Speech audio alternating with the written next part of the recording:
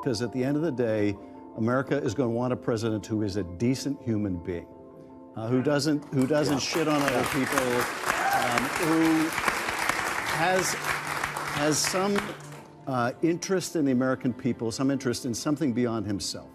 I think at the end of the day, people are going to reject this bigoted, divisive figure. I'm just giving you the answer to the question you're asking all night long. Why do they vote for Donald Trump? It's not always because they like him. No, it's because stuff like that is kookier to them. Bill Maher just turned his fire on Adam Schiff, brutally roasting the California senator for his hopeless war against Donald Trump.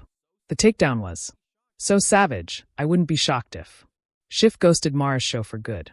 If you love this kind of spicy content, smash that like button and subscribe so you never miss a moment like this.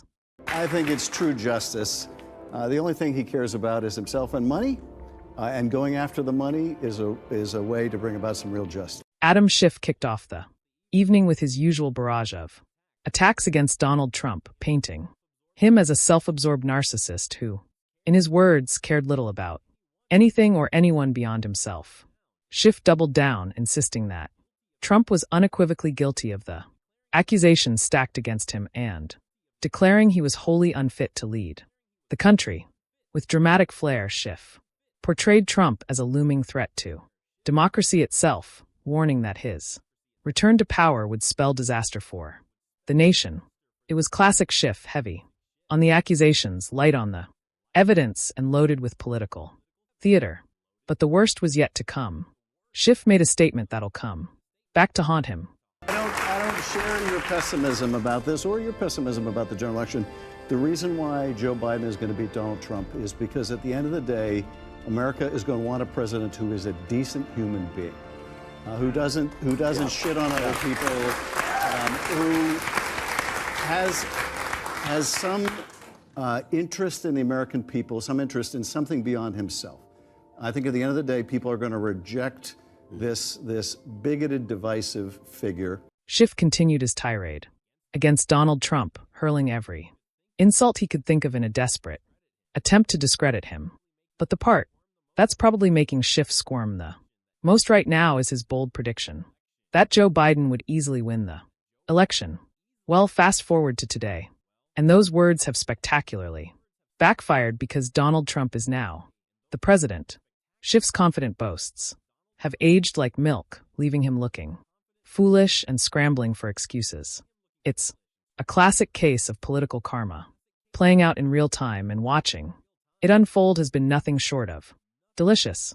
Meanwhile, Schiff's rant was clearly starting to wear on Bill Maher and Stephen A. Smith. Ma kept his cool. Barely, but Stephen couldn't resist letting loose.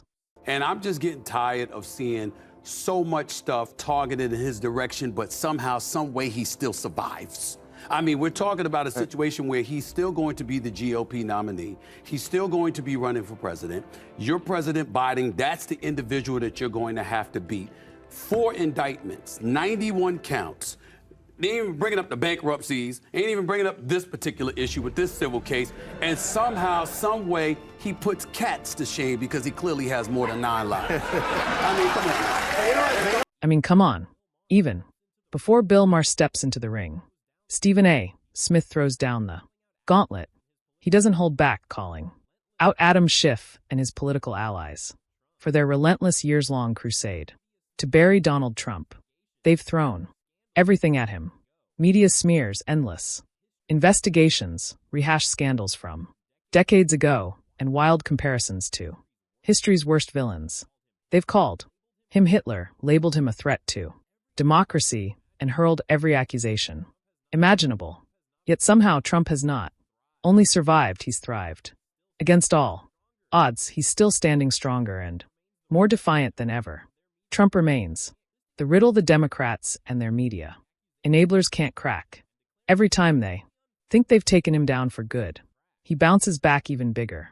Love him or hate him, Trump has become the political phenomenon they simply can't figure out. And that reality clearly drives them crazy. Tired of the anti-Trump rhetoric. All night, Maher entered the ring, and it was a demolition spree. The Atlantic put out an article last year, and it was called "Separating Sports by Sex Doesn't Make Sense." and talked about how we separate sports like the WNBA and the just because it's just socialization. This is insane. I agree. Okay. That's why people vote for Trump. Because there's stuff like that on the left that people just go, I know Trump's horrible, but separating by sports by sex makes perfect sense. And if you think it doesn't, you can't lead the country. Maher wasted no time, getting straight to the point, telling Adam Schiff exactly why people continue to vote for Donald Trump. He didn't sugarcoat it either. Ma called out the Democrats' empty policies, their tone-deaf ideologies, and their growing disconnect from everyday Americans as the very reasons Trump's appeal keeps growing. One glaring example, the Democrats' push to erase the biological differences between men and women in sports, insisting they compete in the same categories. To many Americans, it was not just absurd, it was insulting to basic common sense. Yet instead of listening to widespread public backlash, Democrats doubled down, dismissing concerns as bigotry and digging themselves deeper into a hole. Maher argued that this kind of ideological extremism doesn't win hearts or minds. It alienates people. It pushes voters, even reluctant ones, straight into Trump's camp. Because when given a choice between chaos and someone who at least sounds like they care about reality, voters are going to pick the latter every time. Well, Senator Schiff, given the ongoing political tensions and Trump's actions toward his critics, do you think President Biden's preemptive pardons turned out to be more important than initially expected? Let's first tell people what that means, preemptive pardons. That was pretty unprecedented, right? Before he left office, Joe Biden pardoned you and a number of people who he thought Trump would go after. No, I take the opposite view. I don't think he should have given the pardons at all. Really? No, I don't think he should have, and I was vocal about that at the time. Can you refuse a pardon? That's less clear because in the case of the January 6th committee, he pardoned essentially the whole committee. Wait, did Senator Adam Schiff just throw President Biden under the bus? Because it sure sounded like it.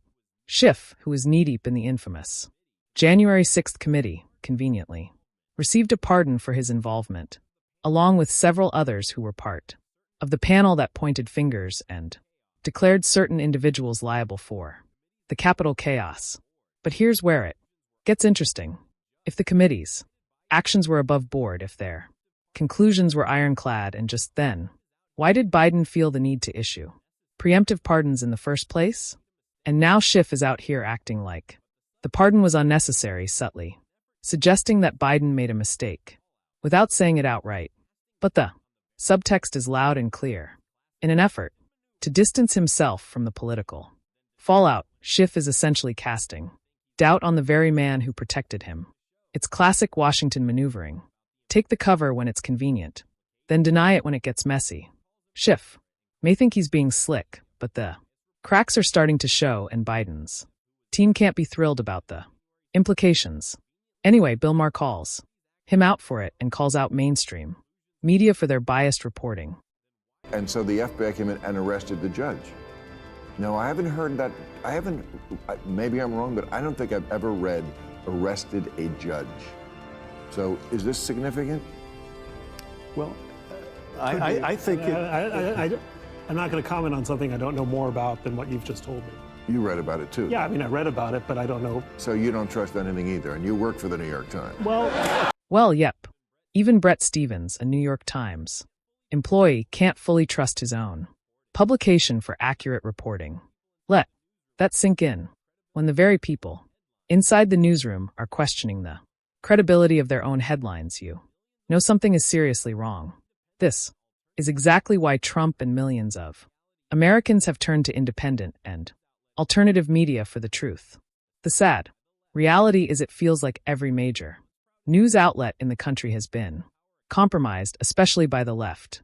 Once proud institutions that were supposed to hold power accountable have morphed into partisan mouthpieces more interested in pushing narratives than reporting facts. It's disheartening to say the least. Journalism, once a noble pursuit, has been reduced to little more than political theater. And every time another crack appears in the old media facade, it only confirms what many of us have known for years. If you want the Truth, you have to go outside the establishment to find it. Catholic schools are popular now, even with people who aren't Catholic, because it's the last place you can send your kid to get an old school education. And they just tell the kids, forget about the Jesus stuff. Just, to them, that's okay indoctrination, as opposed to some of the other indoctrination that goes on. And also, the Catholics don't put up with bullshit. They take your phone. You have to learn your P's and Q's and your grammar and all this kind of stuff. And that's what I just don't understand, that parents don't have the whip hand anymore. Not that you should actually use a whip. And I don't have kids, so I don't know that firsthand, but every movie and TV show that has a teenager in it cannot be mischaracterizing this.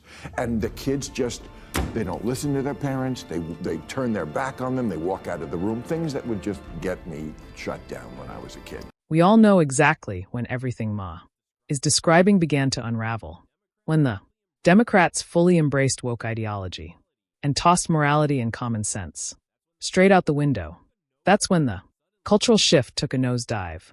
Suddenly, children were treated like miniature adults, and parents, especially fathers, were portrayed as clueless, outdated buffoons.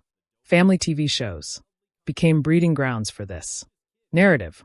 The dopey dad, the mildly competent mom, and the precocious kid, who somehow knew more than both parents combined. It was subtle, but it was everywhere. Over time, it stopped being entertainment and started becoming indoctrination.